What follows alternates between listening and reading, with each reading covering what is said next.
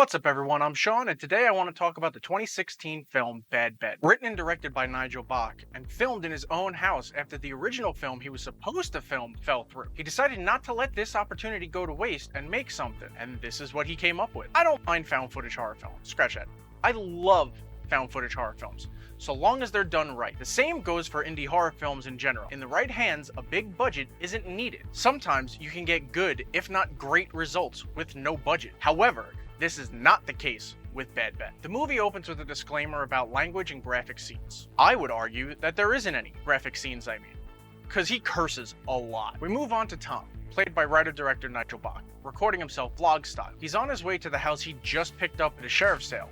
He comments on how this is like such a steal and that the house isn't bad. Dude, are you kidding me? This house is gorgeous. There is no possible way that you picked this house up on the cheap at a sheriff's sale. We get a quick tour of the house before he collects the Bibles and crosses and dumps them in the trash. Because, you know, reason. Then he goes out to get some food while the power's getting turned back on. When he gets back, the power is on, but the front door is open and the house has been ransacked. While asking downstairs who's there, Nigel gets scared and runs out the front door. This is the start of weird cuts at the worst possible spots. Where did he go?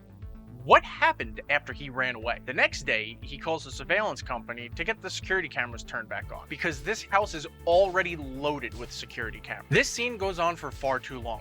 He just walks around rubbing his stomach, moving furniture, telling this guy his life story. This is where found footage done right, like Paranormal Activity, shines. While this scene is going on, the payoff is something happening in the background, something that he doesn't notice, but we do. So later, there could be a scene just like this where nothing happens, but we're on the edge of our seats looking at every square inch of the frame, trying to figure out and see if anything happened. But here, we get nothing. We get more of him walking around room to room, testing the cameras, and nothing paranormal happens. More missed opportunities. Upstairs, while in a bedroom, you can see a shadow behind a door that runs away when Tom enters the room. Tom then hears a loud noise and rushes downstairs to find all the furniture moved around. I don't know if the shadow was supposed to be there or not. For all I know, it was his buddy, like, off screen, looking to see when he hit his mark so that he could run downstairs and move all the stuff and make noises, but I don't know. Tom calls Zach, the security camera guy, to figure out how to work the camera system, because he's old.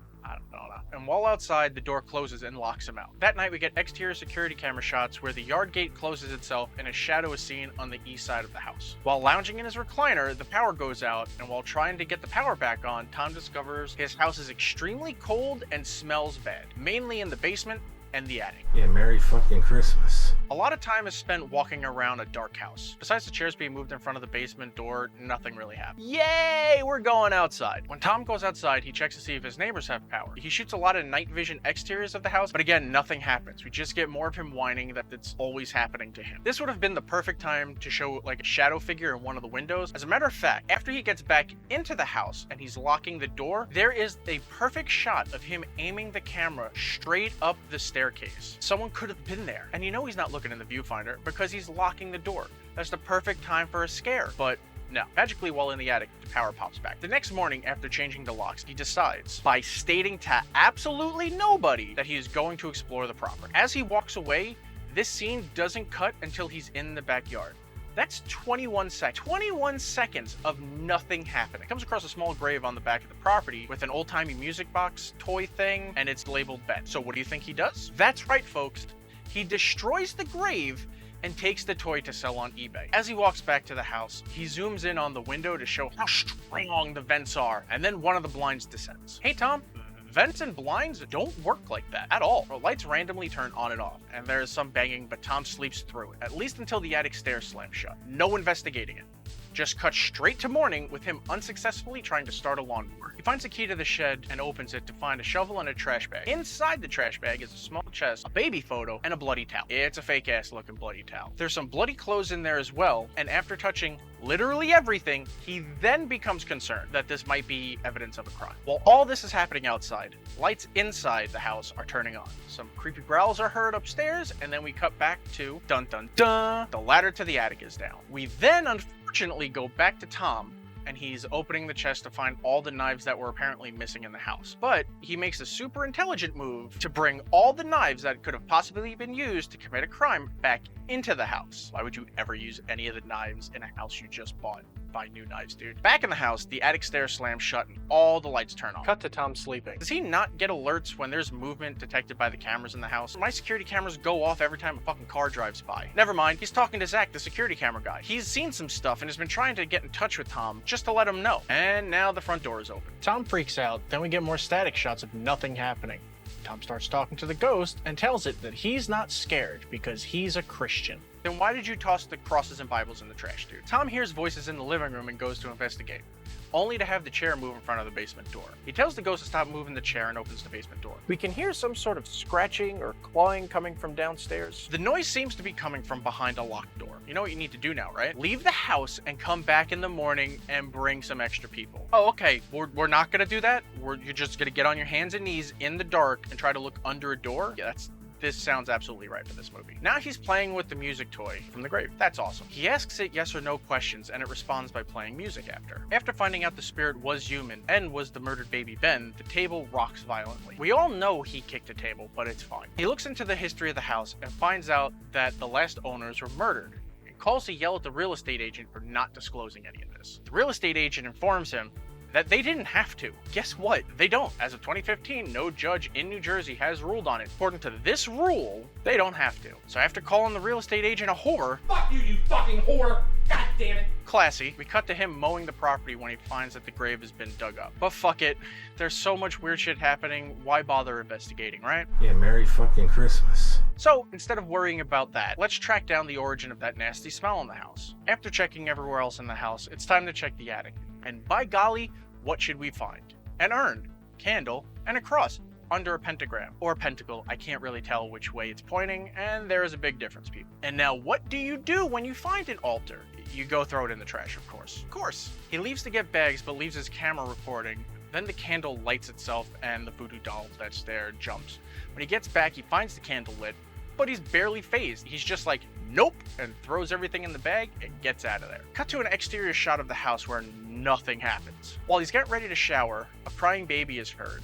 The back door opens, then closes. Remember this. We hear some loud-ass footsteps, then the basement door opens and closes with more loud-ass footsteps. Then that toy music box thing starts to play. Now we get some really crazy shit. We get a weird system check screen letting us know there's a camera in the basement, but not working. The back door opens again. Remember before when it came in? I don't remember it ever leaving. So is this another ghost demon thing? I don't know. How many spookies are in this house? It then turns towards the basement door, but instead goes into Tom's room. This is where the house layout confuses me. I originally thought he was sleeping upstairs where we saw the shadow, but when he was woken up earlier, he got up and went straight into the living room. A lot of the noises are happening downstairs, and he doesn't seem to really respond to it. Just like when showering, we hear loud walking, a baby crying, and 2 sets of doors opening and closing, and that toy music box playing, and he doesn't hear any of it. So maybe he's upstairs. But then how when the ghost demon walks into the house and makes a left, it goes right into his room while he's sleeping? I don't know. Tom walks into the living room trying to cop a feel on a ghost. And does. And then the music box starts playing again. Apparently now he can hear it. So he follows the sound upstairs to find the attic door open again. Maybe we can dig up some answers to this mystery. Come on! The smell is back, and guess what? There's ashes where the altar was, and that's what smells. The spirit writes, "Not your home," in the ashes, and Tom just brushes it away and starts antagonizing the spirit. The spirit responds by hitting boxes, slamming shut the attic ladder, and then turning all the lights off. Tom essentially calls the spirit a pussy, and then it turns the lights back on, lowers the ladder, and then I guess runs out of the house? I don't know, man. What I do know is that later that night, Tom gets his ass beat down by a ghost, and it is the most unathletic beatdown I have ever seen. After laying in a heap, weeping, he cleans himself off, gets dressed in his finest old man apparel, and takes all the satanic stuff he found and dumps it in Ben's grave. All the while ranting out loud, "Ghosts wanna fuck with me? Demons? Think I'm gonna lose my entire life fucking savings over some haunting bullshit? You better be the fuck out of my house!" and I love it. Oh yeah, and he also gets the Bible and the cross and shit out of the trash. Like a good Christian. While going through the Bible, he comes across a picture of good Ben and bad Ben. Tom walks through the house reciting an incantation to try to get the bad spirit to leave. I didn't know Bibles had exorcism manuals in them. Oh damn. Well, it might have just worked. Come morning, everything seems normal. He wakes up, gets a cup of coffee, and mows the front lawn. That doesn't need it. He leaf blows the yard. That doesn't need it. And he collects the trash. That was probably needed. Pretty sure one of those bags is the bag with the bloody clothes, so he's probably discarding evidence. He fixes a yard sign and then tosses the trash. Since it's been quiet, Tom is going to treat himself to dinner, and as he's leaving, you can hear a spooky growl coming from the house. I'm assuming he's talking to Zach as he's leaving, and that's why he doesn't hear the sound. But does Zach not have anything better to do? Driving home from dinner, he makes it a point to say that he's on Steel Manville Road. I'm assuming that's what the film was supposed to be called. I'm pretty sure one of the sequels is called Steel Manville Road. He gives us an update on everything that's been happening and questions what possibly happened to Ben's family. God, this road is creepy. Tom gets back to the house, and now the front door is open and the cross is on the floor. It was probably just the wind, probably. Well, Tom and his trusty cell phone go down to the basement to rage on that locked door. I don't know, man. I'm just telling you what I see. Tom plugs the camera back in, and while that boots up, the living room door closes, and we see that something has been trying to claw its way out of the basement. Then we get some sort of bat screech. I don't know. You listen. And Tom is just like, nope, fuck that, I'm out, and races up the stairs, but when he thinks he's out, something pulls him back down. He fights to get away, but to no avail. The last thing we see is Tom being dragged across the basement floor by a chain wrapped around his neck. We cut to a screen telling us, the viewer, that the cloud storage is conveniently full and will cease recording, all while listening to that god-awful screech. And that's the end of Bad Ben. But don't worry, there are a lot of sequels. Look, the movie wasn't good. I'm pretty sure the entire thing was shot on an iPhone, but not in the good way like Steven Soderbergh's film Unsane. And using security cameras is a pretty good idea. I don't know if he had one or if he had multiple, but this wasn't supposed to be the film he made. He was supposed to have actors and a crew, but they pulled out, so instead of making nothing, he decided to make this. Yeah, the acting isn't great, and the cinematography is bad, and the effects are lacking, but he still said fuck it, I'm making something. And I congratulate you, sir. That is the indie spirit. The only reason I recommend watching Bad Ben is if you're an aspiring filmmaker. Let this be a lesson that you don't need a crew or expensive gear to make something.